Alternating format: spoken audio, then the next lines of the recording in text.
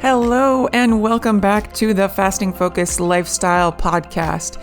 Yes, you read that title right. I do not own a microwave, but we're going to talk about how it relates to fasting and how you may just think about the use of yours and what changes that may inspire. Stay tuned. Welcome to the Fasting Focused Lifestyle Podcast, where each week I will be discussing all things fasting and how it can become the most valuable tool in your personal toolkit so that you can live a long, healthy, and meaningful life. I'm your host, Vicki Sharon, and thank you for joining me.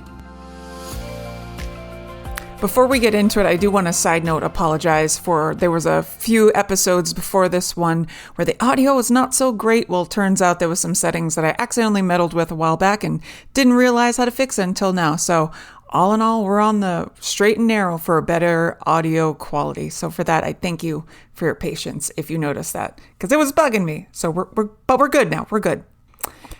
Yeah, I do not own a microwave. And honestly, as weird and unusual as that may sound, I'm pretty proud of it. And my kids have just come to understand, hey, whatever we need to heat up, there's multiple different ways that we can heat up food. And while that's kind of a topical, maybe not an overly extravagant thing, there is some things that I relate to my reason for not having one. I relate so many different little traits about why I don't to my fasting lifestyle.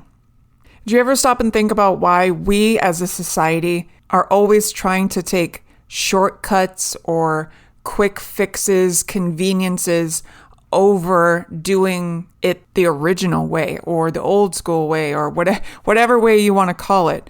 Me personally, I feel that quick fixes, there are a lot of quick fixes that I personally feel kind of suck. Like they're taking away from our time and attention to what really matters. And that got me thinking as to why does everything have to be easy and quick? Why do we always feel the need to get something instantly, that instant gratification, and how heavily this culturally accepted way of thinking that everything has to be immediate. It has to be soon, right now. My time is important. Okay, for that, let's put it in a little analogy here. So think about the TV dinner. Let's imagine your hypothetical TV dinner, right? So you got your TV dinner that maybe you remember having as a kid or just the first one that comes to mind. All right. So you see the outside in the box and it has all these mentions of delicious, nutritious, all natural, heats up in only this many amount of minutes. And it comes with this and it's got a quick sauce and it's super delicious or whatever images and words that are on there to convey you to purchase it in the first place. And then once you get home, you're opening up the box, getting ready to heat it up, and you're looking at it now that you are taking it out of the box, and you start to either peel back or poke holes in the dish itself, and you're seeing, man, this is not at all like the box showed, right? This is not at all like it. So you're heating it up. You're unsure about if it's done properly. You're unsure if it's going to taste okay. If you've never had it before, or never tried it before. If you were, interested, but we're like, oh, I'm just going to give it a try, right? Just going to give it a try.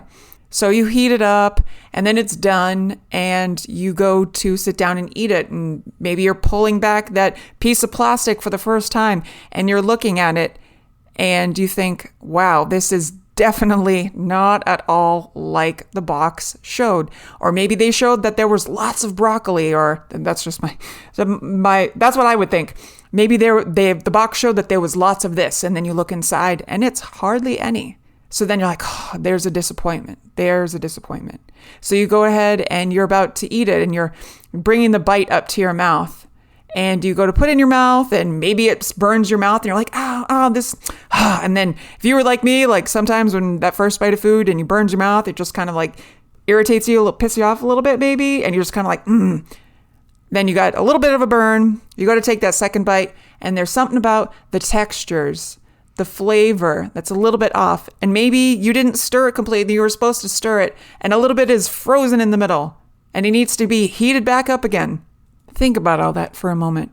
Think about how so often we are advertised, marketed to these products and promises, patches, pills, powders, and what we see is not always what we get, right? Our mindset and belief that it has to be done in a certain amount of time, that it has to be quick. It's what everybody else is doing. It's what's popular. It tastes great and lets you have whatever you want. That instant gratification mindset is sold to us to make us feel like this is the best way. When you think about this for a second too, I want you to think about when you were heating up your hypothetical dinner, what were you doing instead of cooking and preparing your meal the regular way, the old-fashioned, cutting up, sauteing, baking, whatever. So think about that comparatively to the need to want to heat up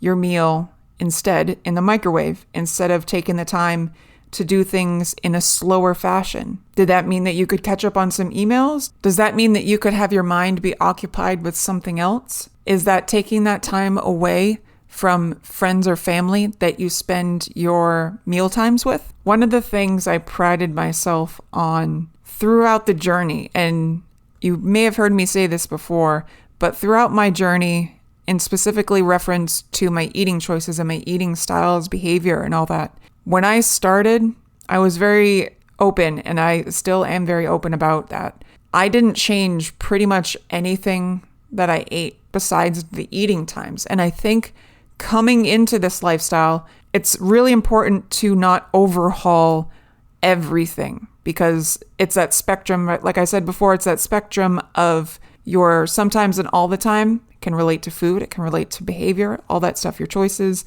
Overhauling and doing everything full throttle at the beginning was not something I wanted to do. It's not something I looked forward to do. I didn't have a positive attachment to that thought coming into my mind. And I knew this method, this lifestyle, coming into this, understanding or beginning to understand the components of how and why fasting works. Over time, I began to understand the importance of not just the food choices we make, but the process that goes into making the list for your food. If you do that, when you're at the grocery store, the foods that you buy, how it's prepared in a sense of that level of distraction versus attentiveness to the actual cooking process itself, and how that truly can be a valuable component to your fasting lifestyle. This episode is brought to you by Hyperice, the leader in advanced warm-up and recovery technology. They have tons of innovative products, like Venom-heated wearables to help soothe sore back muscles, Normatec compression boots to speed up recovery and increase circulation, and Hypervolt massage guns to improve mobility. Loved by athletes like Naomi Osaka and Erling Haaland. Try them yourself. Get 10% off your order with the code MOVE at hyperice.com. Hello, Saver. Whether you're saving for that trip to the tropics or saving for an emergency, now is the time to take advantage of Wells Fargo's savings options. Wells Fargo offers savings accounts that can help you save towards your goals. So, what are you saving for? Visit a Wells Fargo branch or wellsfargo.com/save to open a savings account today. Wells Fargo Bank, N.A., member FDIC. At the beginning, I had a lot of what I like to call rip and dump meals. So there were a lot of frozen meals, and side note, like I still have a lot of frozen vegetables. But in the beginning, it was a lot of rip, dump, bake, done. There was not a lot of thought, creative combination. It was just, let's put some stuff together, quick, easy, done. And that does relate to fasting, because if you think about, I'm just going to do the next easiest thing for me. And for me at the time, that was it. If that was the method that you used in just starting and understanding the process, that is totally fine. We all have to start somewhere, and it should not be perfection over the progress and process itself. So that will help you to realize that This process isn't the next big thing. It's not the latest, greatest product or whatever that you can just go pick up at the store. There have been many times, actually, that I've thought of my fasting lifestyle as a little living thing, like a little living pet that you have to attend to and take care of.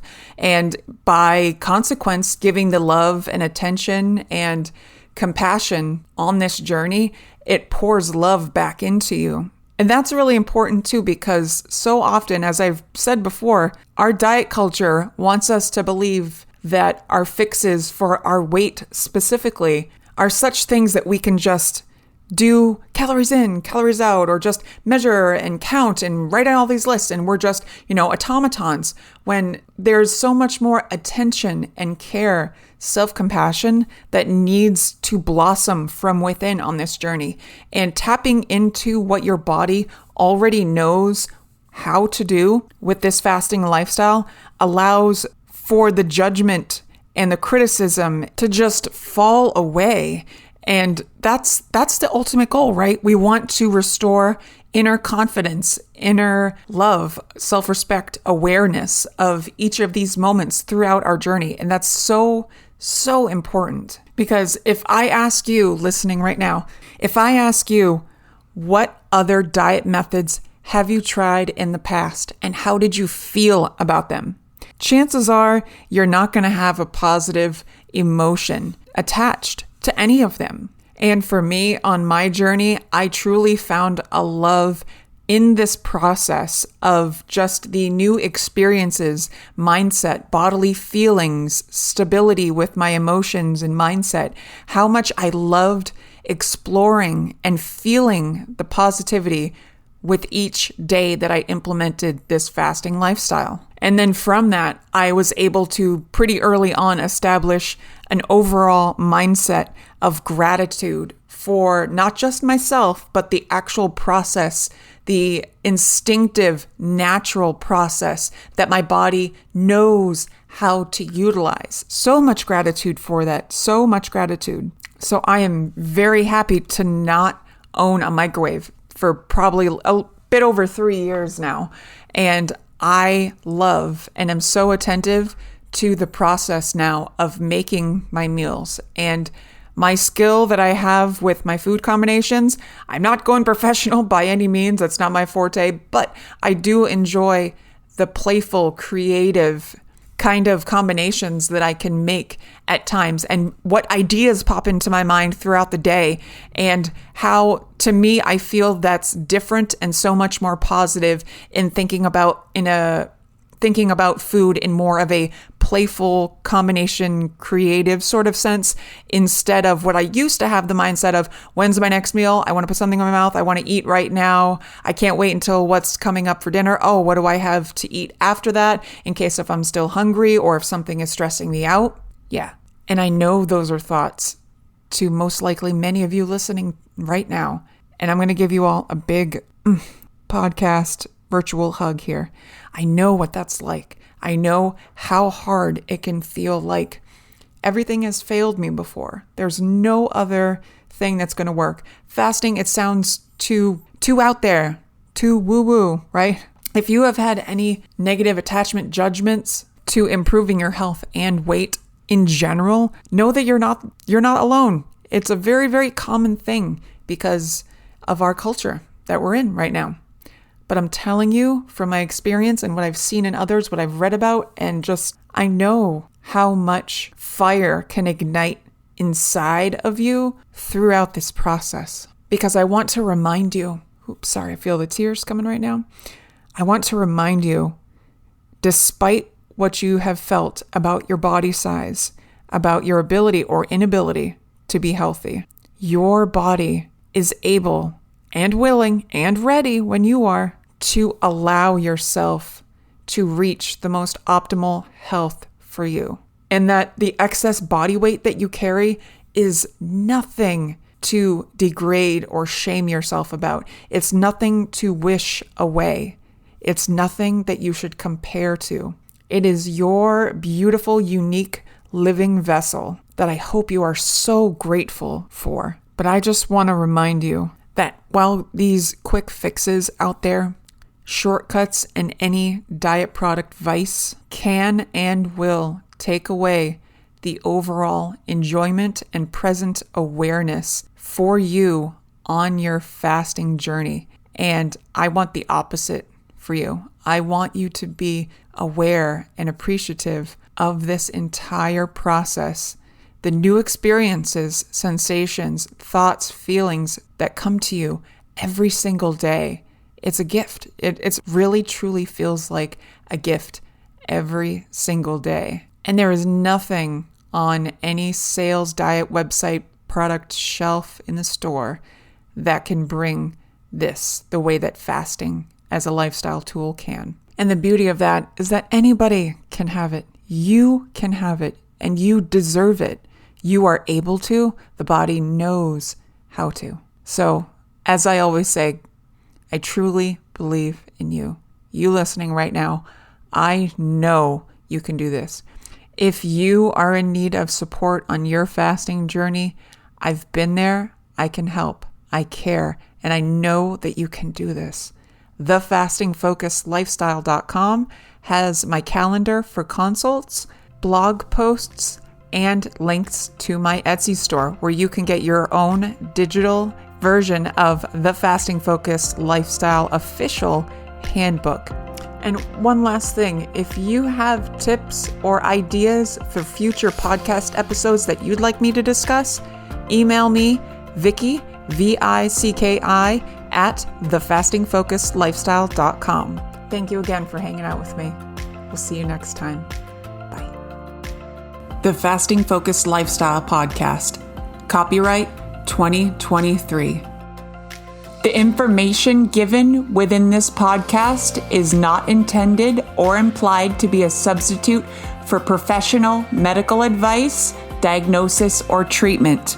Please consult your doctor before starting any weight loss method. Thank you.